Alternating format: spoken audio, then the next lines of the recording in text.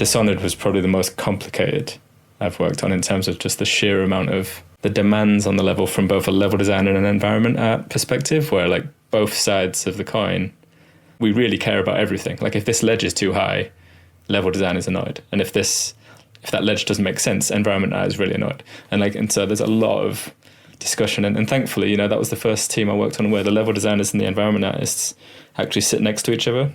What's the most challenging thing about working on a Dishonored level? Because you have all these abilities, how do you even start thinking about creating a level from scratch for that kind of game? I suppose I can only comment having worked on a sequel. So it's like, one of the benefits of a sequel is that you kind of know what the game is. And, as much as there were lots of new powers in Dishonored 2, the scope of them wasn't hugely bigger than the first one. So in terms of like, for example, taking care of whether or not the player can teleport out of the level somehow, like blink out of the level or something like that. The scope of what the player could do physically was pretty similar and things like that. So working on a sequel is a blessing in that sense. You quickly get a sense of like, well, okay, double jump plus upgraded blink plus bend time means you can do this. And possess is occasionally a nightmare. You end up being quite good at coming up with excuses for buildings to be quite tall and like and justifying. It's like in a shooter, you're always good at justifying crate-shaped things in your level and stuff like this. It's like in Dishonored, especially because we care about the world building and Karnaca as a believable place and stuff. You think quite early on, like, okay, if your map is set in the streets, then we need reasons for these streets to be blocked off, and the artist needs to come up with a way to block them off in a way that doesn't just look like a video game street blocked off for no reason. And vertically as well, so like the blocking off is actually going way above all the other buildings anyway. Yeah, because on one hand, Dishonored, the art direction and the architectural reference usually involves quite grand, tall buildings and stuff. But at the same time, one of the aspects of the Dishonored fantasy is the assassin who skulks around on rooftops, right? So you need some rooftops that you can get to, but then you need to be able to make sure that the rooftops next to it are so high that you can't get to them. Once you get all that stuff done, it's usually the nitty gritty of like the particulars of your level that are the complicated thing to think about. Like in my case, I worked on the Dust District, and the thing about the level was that there were two factions and two targets, and civilians in the middle of it. And so you could choose to infiltrate either building with either target, and then the goal was to bring back the body of one of the leaders and take it to the other one.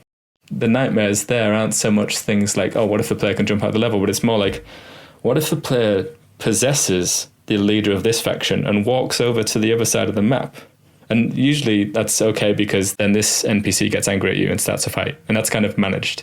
But then there are loads of cases where it's like, oh, but what if they walk past, like, this is the leader of this gang who people know in the area.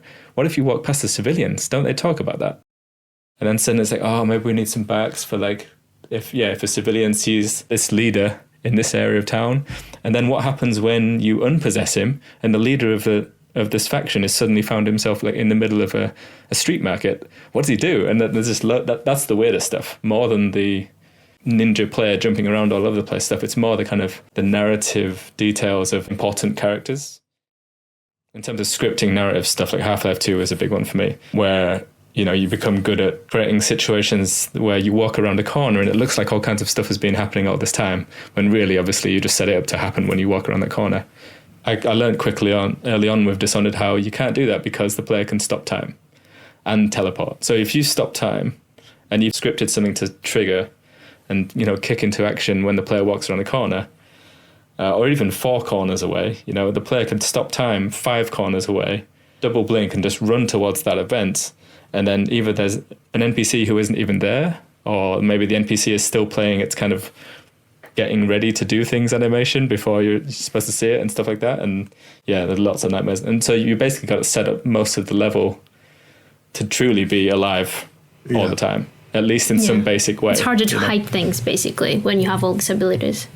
Yeah, you just can't have a trigger box that like unleashes all the like bad guys. Yeah, so you got to think in terms of like everybody has a patrol path. Well, most of them have a patrol path. Everybody has an idle animation, or something they're doing when they're not doing anything, so that if the player just happens to be able to pause and just get there somehow, you can see it and it looks reasonable. You've got to think four-dimensionally. Well, I suppose it, like I said, just kind of forces you to truly simulate things to some degree, which usually helps ends up helping the game in a way as well, because then it's cool when you, as a player, when you notice that, oh wow, that's actually kind of working how you'd expect it to. And there's things like, and sometimes you get that for free because of the way the game works, and sometimes you kind of script it to support this cool thing that should happen.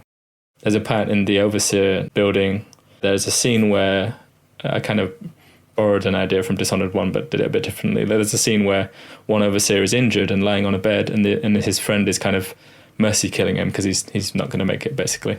And they go through this whole speech, and then he pulls his sword out and puts it, I think, in his neck and just kills him, basically, but in this kind of mercy kill kind of way. And it occurred to us at one point that, if you possess the guy who is getting the sword put in his neck, you should die when the sword goes in your neck. And then and that wasn't, damage wasn't being caused to that NPC, so we had to set that up in the cutscene kind of thing. But then as soon as that damage is caused to the NPC and they actually die in terms of the game state and stuff, if you possess that guy, then you do die, because that is handled by the system. And it was nice when kind of stuff like that comes out of just simulating things properly. That's kind of amazing. That's a lesson for life. Don't possess someone that's about to be killed, right? It's pretty amazing how much detail there is in that game, because you would think, if it was maybe another studio, they'd be like, just disable it for that person so you can't possess him and problem solved, boom, bam, and you don't even work on it. But then you actually left the ability to be able to possess it, and you actually die. That's kind of a nice thing to happen. That's the magic that Arcane Studio games have. Prey and Dishonored have all these kind of different systems working together. Obviously, with Dishonored being quite an open-ended game, and I guess each of the levels were almost like sandboxes in themselves. Was there ever a point where you had to draw the line and be like, this is not necessarily going to be seen? When do you draw the line of not supporting what could potentially be possible for the player to achieve? Was there ever a rule box in place for that, or was it just you had to try and account for every eventuality? We try to always support things that should happen according to the way the game works. Mm-hmm. And if there was ever a situation that, basically we tried to avoid designing situations in the first place that create situations that we wouldn't be able to support like that. Fortunately, the two leads, the level design leads on the team, they were the same ones from Dishonored 1, but also they've been working together at Arcane for a long time. So they were used to the whole what about this kind of conversation. I don't know if there's a hard rule for it. So you're always just kind of judging how much of a nightmare is this going to be for us versus how cool is it going to be, and does it make sense within the context of the game and the level and stuff like that. I always find it can be quite a fascinating conversation, because obviously every game has its own rule set or its own systemic design to a degree, and obviously that conversation always has to be had in every mission. How far do you go with the what if scenario? And some really cool stuff always comes out of it as well, because but what if they approached this way? And then you can get something really cool out of that as well. But it's always fascinating. So I find it interesting to see how different people approach it from different styles of games. Yeah, and I think the what ifs are what take the longest time in development. This is why the game is delayed, or this is why takes time to. This is what we call polish. We kind of have to work around all the situations. Otherwise, if we didn't have to work around them, we'd just release the first version. Yeah, it's also why you iterate on levels so much, right? It's that first implementation, it's that's cool, but it only works if I play it in this one very specific way, and then you start iterating on it and fleshing it out. So because when you play it as a designer, you play it as intended. Usually you might stray away here and there, but then when someone else plays, a game tester comes and plays it, and you see just the different ways, and it's just you're just biting your nails. Why are you playing it that way? Stop it. But then you realize, this is the first version that you put out there is very, very rough. I think another part of it is on the game design side as well, and also the programming side. The way I think it becomes easier for level designers to answer some of those questions when a lot of the problems are solved by good game designers and programmers who are programming things in a very systemic way from the beginning, because they know that this is the kind of game it is. In the example I gave where I had to add a little thing to make sure that the player died if you possess that guy who's been killed, I didn't say anything like that specific, where it's if the player possesses this guy, you die. It was more that I only had to add the pain impulse in the animation to say that this NPC dies, and then, like I said, the game handled the player doing it, And so there's a lot of, I think it goes to the same thing applies to the how do you kind of cater for the insane amount of things the player can do. Thankfully, half of that job is done for you by good game design, in the sense of the people designing the mechanics are thinking about, well, is this too much? At one point, it sounded like one of the upgrades to possession would be that you could possess the head of a corpse, like a severed head, which we quickly, somebody must have quickly realized that's nuts, because then suddenly you could possess a physics object and you could throw yourself over buildings and all kinds of stuff. That quickly sliced up. But like, no, that's a game mechanic I'm adding. I'm definitely adding. Yeah, that would have been a perfect successor to the thief idol. Yeah. You could actually throw a dead head.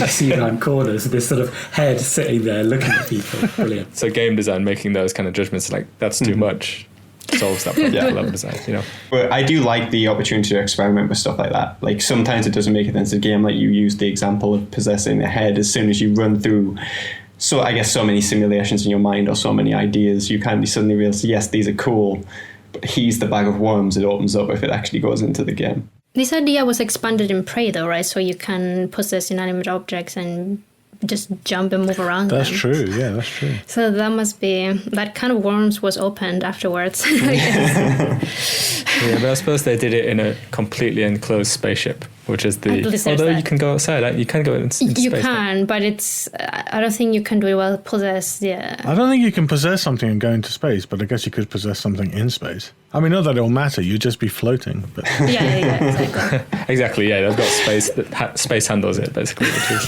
But you've been after all these games. After that, you came back and